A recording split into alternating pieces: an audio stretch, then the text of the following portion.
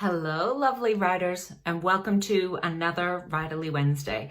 I felt it was about time to get back to a topic that you know I love, which is all around editing and how to take feedback. Now, today's Writerly Wednesday could be titled something like How to Take Feedback for Your Manuscript Without Losing Your Story or Your Mind. Why is that? Well, because, as I've said, I don't know how many times, for every person that you let read your manuscript, you will get another set of feedback. And it might be directly conflicting with other feedback that you get. And so this is a really tricky topic. So what are my 3 tips for how to take that feedback without losing your story or your mind? Well, number 1 is you need to filter it through your own knowing. And that might be intellectual knowing, or it might be heart-centered knowing, but chances are when you get feedback, you will know almost instantly if that was something that you'd considered before, or that you didn't know was wrong, but something was niggling at you, or whatever. There has to be a sense of, that makes sense. If it doesn't make sense, I want you to hold out, at least for tip number 2, which is to make only those changes that directly support your ultimate goal for the story.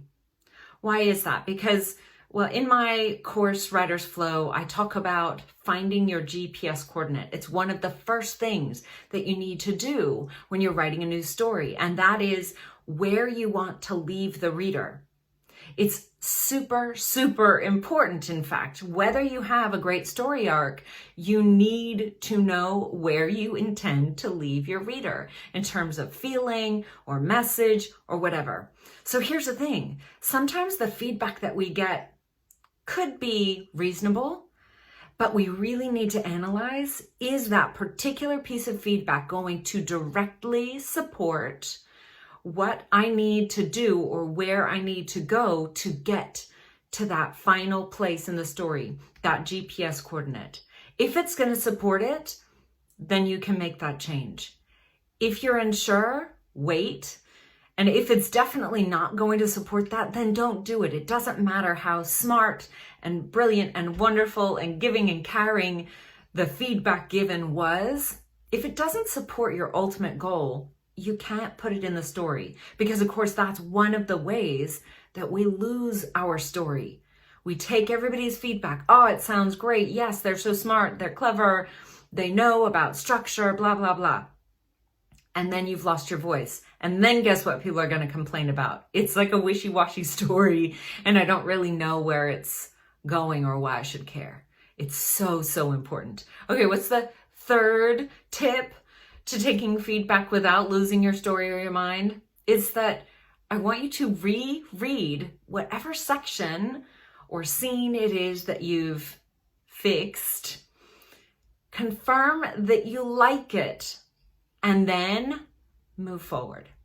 Shake it off, as they say. Don't beat yourself up if this was something that somebody had brought up before and you said, no, I won't change it. And now you've got to a place where changing it really makes sense and it feels good to you. Don't worry about any potential I told you so's. Know that you've come to a new place of learning. You've changed what you wanted to change. You've reread it. It resonates with you. Take a deep breath and move forward. Now you're in a new place. Here's the truth. We can endlessly tweak and edit our work. In fact, it's true that your work may never actually be done. I can't tell you how many writers I know with published books on the shelves that would change that book if it didn't cost tons of money to do it. If they reread it, they will want to change it. Why? Because you're already a new person. You're already a new writer by the time it's got to that stage. So you could tweak this forever. You don't need to do that.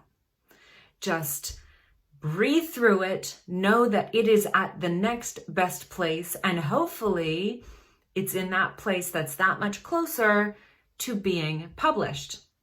Right? So that's it. Look, as always, if you have any questions for Writerly Wednesday or any topics you want me to cover, send me an email, anjanette@storyaslife.com. Otherwise, I'm wishing you all a beautiful Writerly week, and I'll see you next time on the next Writerly Wednesday. Bye.